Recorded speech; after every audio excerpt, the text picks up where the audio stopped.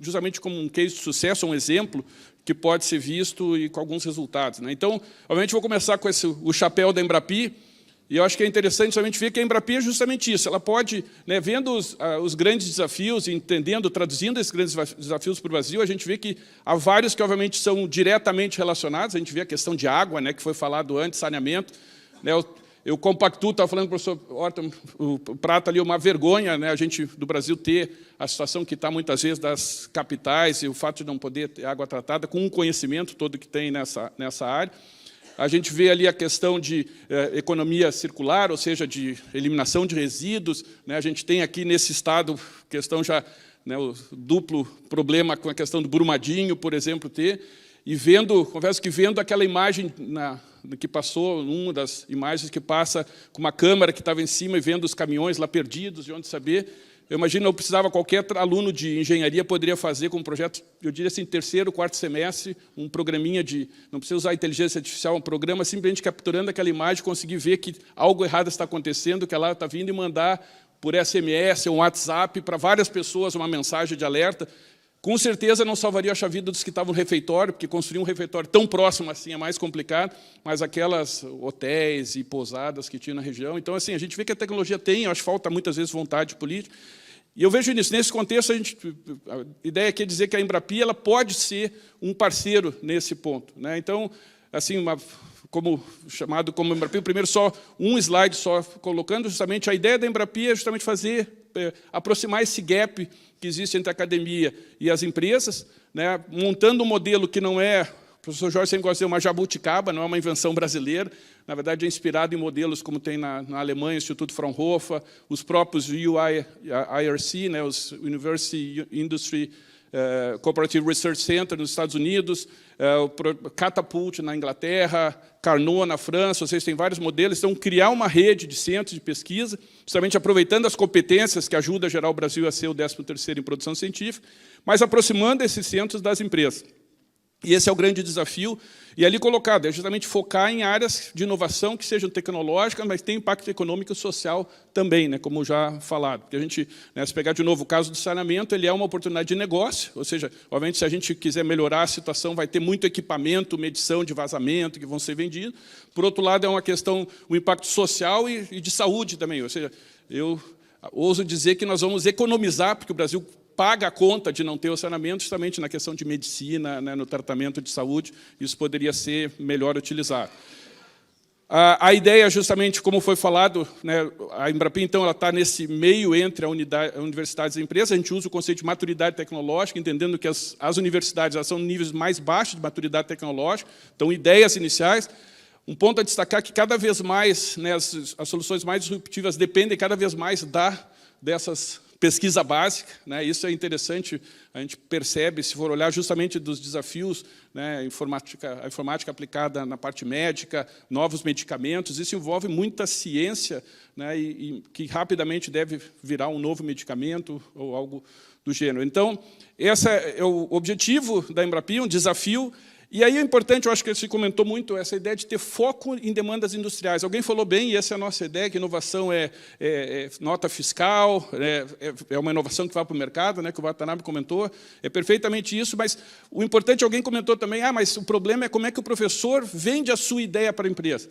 Uma coisa que a gente tem aprendido, a Embrapi está no 5º ano, é que mais do que vender a sua ideia para a empresa, o que é importante é entender os problemas, entender as demandas da empresa, e aí sim, dentro desse contexto, né, o professor botar a sua malinha embaixo do braço e sair como vendedor e visitar as empresas, ele vai ter um monte de contato e pouco projeto, porque a probabilidade daquela empresa ter no seu portfólio exatamente a demanda, naquele horário, daquela ideia de projeto, é muito baixa. Agora, se ele for justamente tentando entender, ele vai ver que, às vezes, são coisas mais básicas que são necessárias que ele tem, e aí, nessa aproximação, vai e fértil e cresce, né, essa parceria. A Embrapi, então, tem 42 unidades, é uma rede que foi montada não com instituições que pertencem à Embrapi, são instituições outras, né, tem muitas instituições públicas, temos universidades federais, institutos federais, mas também vários privados sem fins lucrativos. Mais importante que ver a cobertura, assim, em termos, aqui só para destacar, a gente está numa cidade, Belo Horizonte, que junto com Florianópolis é uma das que mais tem unidades Embrapi, eu acho que Campinas também é outra que tem. Aqui a gente tem uma unidade, o CECEM Brasil, que é na parte de painéis orgânicos fotovoltaicos, ou seja, um dos desafios é justamente a questão de como fazer energia solar mais barata e mais disponível. Hoje até eu fui ver, hoje tinha uma notícia realmente do nosso presidente que inaugurou uma primeira plataforma para produção de energia, em Sobradinho, acho que foi na Bahia, né? Eu até fui ver se não tinha algo do CECEM, mas, na verdade, pelo visto, o projeto ele busca comparar diferentes tipos de soluções.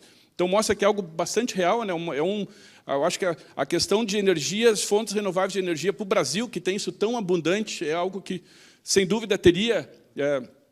É algo que a engenharia pode colaborar muito e pode gerar riqueza e melhorar essa distribuição. Então, se a gente olhar as áreas, né, então, a gente vê que várias unidades Embrapa tratam de tópicos que são diretamente relacionados com os Grand Challenges. Tá? Então, eu fiz algum aqui, e hoje a gente já tem uma experiência de trabalhar, são 765 projetos com 542 empresas, ainda são números abaixo do que a experiência nos Estados Unidos, mas já considero bastante expressivo, a fase inicial que a Embrapa se encontra, de se ter, então, em torno de 1,3 bilhões aplicados nesses projetos, onde quase a metade disso é recurso de empresa. E aí é um outro ponto importante, né, não é só com recurso público que a gente vai conseguir fazer essa inovação ocorrer, ou seja, as empresas têm que participar, e aí vem uma questão fundamental, né, a questão de quantos... Quando eu olho o índice de inovação, eu tenho a mesma ideia, pô, será que aquele índice está certo, aquele ranking lá que a gente acaba aceitando? Mas se vocês fizerem uma correlação do percentual aplicado em P&D, né, em Research, Development, Investment, daqueles países, você vê que todos os 10 primeiros é de 2,5% para cima. Tá? O Brasil quer chegar nos 2%. Tá? Dizem que está em 1,5%, agora eu vi já alguma, eu acho que é otimista, a última que eu vi é 1,3%. E o que é interessante se lembrar que cada 0,1% do PIB brasileiro, um PIB de 6, 7 trilhões, dependendo da cotação do dólar, 0,1% é fácil, é 1 por 10, 1 por 100, é 1 por 1000. Então, 6, 7 trilhões dá 6, 7 bilhões, ou seja, cada 0,1 tem que aumentar 6, 7 bilhões, né, que se a gente pegar o orçamento do CNPq, né, Mário, que sabe bem, a gente vai ver que está caindo e que ele hoje é responsável por 0 alguma coisa desse percentual. O próprio orçamento inteiro do MCTIC, que está em 3 bi, isso é 0,0. Então, é meio contraditório, né? Tem que ter recursos para a inovação. Acho que esse é um ponto, e, obviamente, não tudo vem do serviço público, vem também de empresas, e a Embrapa tem conseguido fazer isso. E aí eu salientei alguns aqui, justamente, que são diretamente relacionados. A parte de, por exemplo, a questão de biofármacos. Tá? É uma área que fala lá da questão de medicina solar, a questão de grandes desafios, né, como a eletricidade, energia, a geração de energia. Ou seja, a gente entende que várias das unidades podem colaborar a atuar, não vendo simplesmente do ponto de vista acadêmico, né, até combinando ali do pessoal da própria PUC do Rio, também tem os projetos nessa parte de modelagem, né, de fenômenos, e vou comentar um pouco sobre isso. Ou seja, e se a gente olhar desses 700 e poucos projetos envolvidos, vários deles atuam em grandes desafios. Eu falei das barragens porque eu entendo que isso é um grande desafio, e a gente fez uma pesquisa recentemente, somente tem quase 20 projetos diferentes, somente nesse tema, onde vários desses projetos tratam de mudar a forma de fazer a mineração. Ou seja, o problema de ter a barragem é, eventualmente, eliminar a barragem. A barragem acaba tendo vários minerais, matéria que pode ser, inclusive, ter um valor agregado na hora de ver. Então, uma das ideias seria... Isso e o outro ponto que também foi interessante ver no painel anterior, a ideia da educação, do envolvimento de currículos. Né, a gente tem participado junto também, né, no grupo lá, quase o mencionou, da CNI, dos currículos, e entende, por exemplo, nas unidades Embrapa, que são de institutos federais, que são uma chamada específica com recursos do Ministério da Educação, há uma demanda para envolvimento dos alunos em projetos hands-on, ou seja, envolver os alunos no projeto de inovação. Isso parece ser natural, acho que provavelmente o UFMG, todas as escolas de engenharia principais veem isso, entendem que isso é uma virtude. O que é interessante é que, nesse ponto, explicitando e vendo, a gente percebe resultados, sem dúvida, muito interessantes. Tá? Eu tive agora, recentemente, por exemplo, na universidade, no Instituto Federal da Paraíba, e aí tinha uma aluna lá, que veio lá do interior da Paraíba, porque eles são distribuídos, falando sobre inteligência artificial, deep learning. E eu perguntei o que era o deep learning. Estão usando redes neurais, qual tipo de redes neurais. Ela começou a explicar, e eu comecei a me tratar, isso roda nesse computador. Não, tem um acelerador aqui de hardware para fazer. Então, você fica abismado, né, justamente ver no lugar que alguém que não teve necessariamente a melhor educação do mundo, lugar cheio de dificuldades, consegue estar num nível bastante alto, e acho que isso pode ser também, não é o objetivo fundamental da Embrapa, mas pode ajudar. Em função do chapéu da universidade, eu gostaria de trazer, nos 5 minutos ainda, menos que falta, só uma das coisas que me chamou a atenção justamente no primeiro item, o aprendizado personalizado, né, avançar, e a ideia dos conceitos de realidade virtual e aumentada. Nós temos na universidade, eu coordeno, na verdade, parte do meu doutorado era voltar e criar um grupo de automação. O professor Pena, que aqui sabe bem do início da SBA, o Watanabe também, a gente, Sociedade de Automática, e era um grupo que era emergente, hoje já é conceito 6 na CAPES, e a gente conseguia sempre ter uma interação muito forte com a indústria. Para fazer hands-on, a gente via que os laboratórios tinham que estar sempre equipados com equipamentos próximos da indústria. E aí o problema que você tem em equipamentos é a questão de manutenção, não é? Primeiro a gente pensa, é difícil comprar o equipamento, depois você compra, você vê que tem que montar toda a infraestrutura para o equipamento. Você tem que dar manutenção para aquele equipamento, ou seja, é muito caro. E aí você ainda depois chega à conclusão que ter 1 ou 2 dos equipamentos não é suficiente. A gente tem turma de engenharia com 50, 60, 80, então você precisa ter múltiplos desses, e aí torna um problema quase insolúvel. E aí, num tempo, a gente começou, eu tive um aluno que fez o primeiro mestrado, depois o doutorado, que veio com a ideia de implementar os conceitos justamente do Second Life, ou seja, de usar toda a digitalização, laboratórios todos digitalizados, e com essa mescla de realidade e virtual. Aqui é só uma das telas que foram criadas, era muito interessante. Ele fazia, então, o aluno tinha o seu avatar, o professor tinha um avatar, ele interagia. Eu confesso que no início eu achava isso... 2 minutos. Isso algo muito longe, mas o que é interessante de se ver é que justamente o fato de você ter um avatar que possa estar interagindo e falando, ele traz uma outra dimensão mais social justamente que tem. Então, aqui mostra um pouco, a gente conseguia ter vários laboratórios montados, os alunos excluíam, e aí conseguia fazer experimentos simples, como sintonia de controladores, misturado com controle de sistemas de envasamento, e permitindo, inclusive, você integrar sistemas reais e virtuais. Então, por exemplo, aqui um exemplo, o aluno podia, uma parte, eles tinham que desenvolver uma placa microcontrolada para controlar o sistema simulado, mas também depois podia ir com essa placa no laboratório trabalhar com o sistema elétrico, o sistema físico real. O que é interessante é que essa arquitetura, que usa muita tecnologia hoje disponível nessa parte de internet das coisas, de infraestrutura, ela permite você trabalhar com o que é real, o que é virtual, de uma forma bastante abstrata, né? Que você saber, e hoje em dia eu acho que é cada vez mais fácil, com a inteligência artificial, você ter o agente que lhe atende o telefone, saber, no fim, se aquilo é uma pessoa ou é um sistema, né? Tem essas características e pode ter algumas vantagens em função disso. E aí são só alguns resultados. Em vermelho ali eu tenho a taxa de reprovação nas disciplinas onde foram aplicadas, e a gente vê que semestre após semestre isso foi caindo.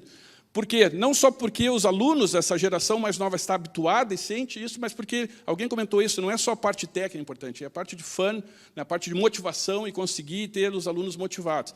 Justamente a questão é não esquecer, antes de olhar só para o currículo, e eu acho que isso é um ponto. Os grandes desafios não são desafios específicos de um país, são desafios da humanidade, ou seja, não ter água potável, né, suficiente na cidade, talvez os nossos netos, bisnetos vão ainda sofrer isso, pegar doenças que, né, voltam, doenças que já estavam extintas, retornando, e eu acho que isso é uma grande preocupação e que possa se ter. E o que é interessante é que esse tipo depois ele pode migrar para a parte industrial, hoje em dia com o conceito do Digital Twin, ou seja, um conceito que as grandes empresas usam. Eu tenho alguns slides da Embraer, inclusive projetos que a própria Embrapi tem desenvolvido, onde você começa um desenvolvimento, trabalha muito com o sistema todo digital, que daqui a pouco tem partes elétricas, você faz todo o trabalho de integração, de montagem, você pode trabalhar no sistema digital e depois ir para o sistema físico e intercambiar, inclusive, para fazer previsões, fazer simulações.